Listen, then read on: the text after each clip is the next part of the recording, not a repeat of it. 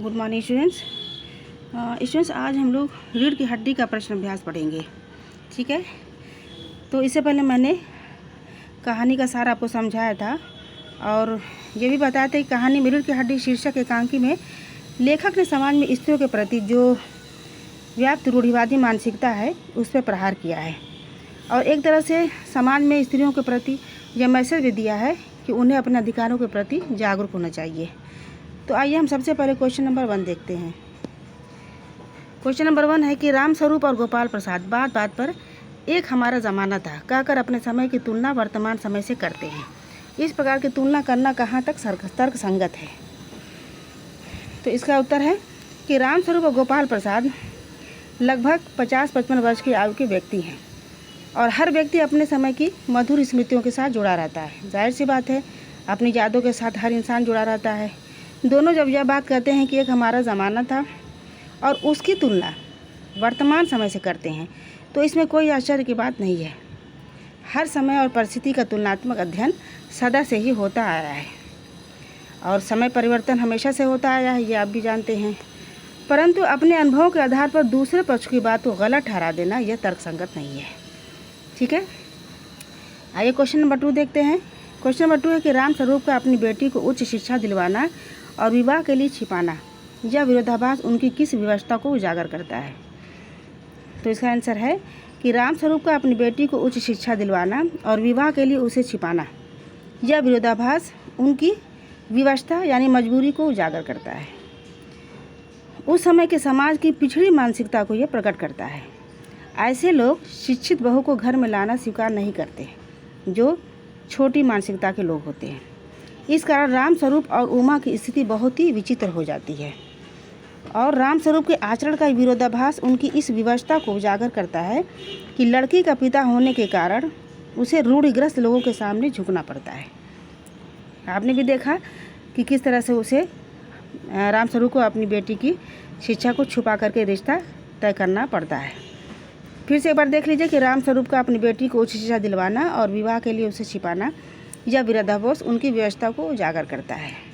उस समय के समाज की पिछड़ी मानसिकता को प्रकट करता है। ऐसे लोग शिक्षित बहू को घर में लाना स्वीकार नहीं करते हैं। इस कारण रामस्वरूप और उमा की स्थिति बहुत ही विचित्र हो जाती है और रामस्वरूप के आचरण का यह विरोधाभास उनकी इस व्यवस्था को उजागर करता है कि लड़की का पिता होने के कारण उसे रूढ़िग्रस्त लोगों के सामने झुकना पड़ता है। ठीक है, अब देखिए क्वेश्चन नंबर 3। क्वेश्चन नंबर 3 है कि अपनी बेटी का रिश्ता तय करने के लिए रामस्वरूप उमा से जिस प्रकार के व्यवहार की अपेक्षा कर रहे हैं वह उचित क्यों नहीं है? वह उचित बिल्कुल नहीं है। आइए आंसर देखते हैं कि अपनी बेटी का रिश्ता तय करने के लिए रामस्वरूप उमा से जिस प्रकार के व्यवहार की अपेक्षा कर रहे हैं वह उचित नहीं है। इस व्यवहार में कृत्रिमता है, झूठ है, ढोंग है और ऐसे झूठ की बुनियाद पर तय किए गए रिश्ते कभी सफल नहीं होते। यह हर आदमी जानता है कि झूठे बुनियाद पर जो रिश्ते तय किए जाते हैं वो सफल नहीं होते हैं। वह अपनी बेटी से सौंदर्य प्रसाधनों के द्वारा सुंदर बनने व कम पढ़ी लिखी होने का नाटक करने को भी कहते हैं ताकि वह आने वाले मेहमानों को पसंद आ जाए और रिश्ता तय हो जाए। तो आपने भी कहानी में देखा कि किस तरह से रामस्वरूप अपनी बेटी से कहते हैं कि उसे मेकअप वेकअप कर करके थोड़ा सा सुंदर बन करके आना है उसके सामने, इसलिए ताकि वो उन लोगों को पसंद आ जाए। तो ये आपने देखा कि ये बनावटीपन, ये ढोंग, ये जो झूठ है, ये झूठ की बुनियाद पर कभी भी कोई रिश्ता नहीं बनाया जा सकता है। क्वेश्चन नंबर 4 है कि गोपाल प्रसाद विवाह को बिजनेस मानते हैं और रामस्वरूप अपनी बेटी की उच्च शिक्षा छुपाते हैं। क्या आप मानते हैं कि दोनों ही समान रूप से अपराधी हैं? अपने विचार लिखिए। तो इसका आंसर है कि गोपाल प्रसाद विवाह को बिजनेस कहते हैं। वह बातचीत के दौरान रामस्वरूप से कहते हैं चलो अब बिजनेस की बात कर ली जाए। आपने भी पढ़ा होगा। तो जो लोग विवाह जैसे पावन यानी पवित्र बंधन को बिजनेस की दृष्टि से देखते हैं वह मानवीय संबंधों की मान मर्यादा व गरिमा के महत्व को कभी नहीं समझ सकते। उनके लिए विवाह का व्यापार का साधन है। उनके लिए विवाह क्या है? एक व्यापार का साधन है। गोपाल प्रसाद समाज का घोर अपराधी है क्योंकि उसने समाज को दूषित करने का कार्य किया है।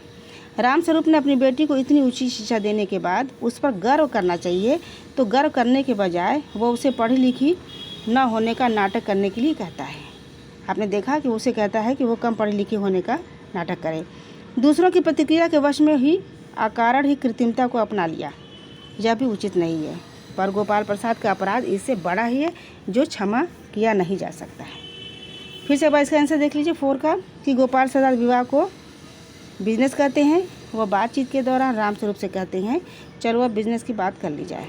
जो लोग विवाह जैसे पवित्र बंधन को बिजनेस की दृष्टि से देखते हैं, वह मानवीय संबंधों की मान मर्यादा व गरिमा के महत्व को कभी समझ ही नहीं सकते।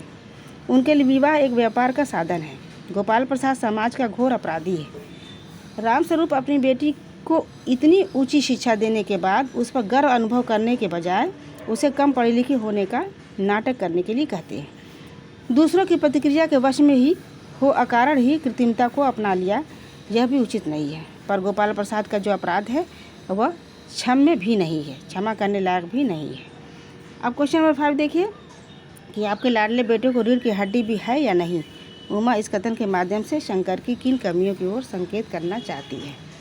तो इसका आंसर है कि उमा इस कथन के माध्यम से शंकर की शारीरिक एवं चारित्रिक दोनों प्रकार की कमियों की ओर संकेत करना चाहती है।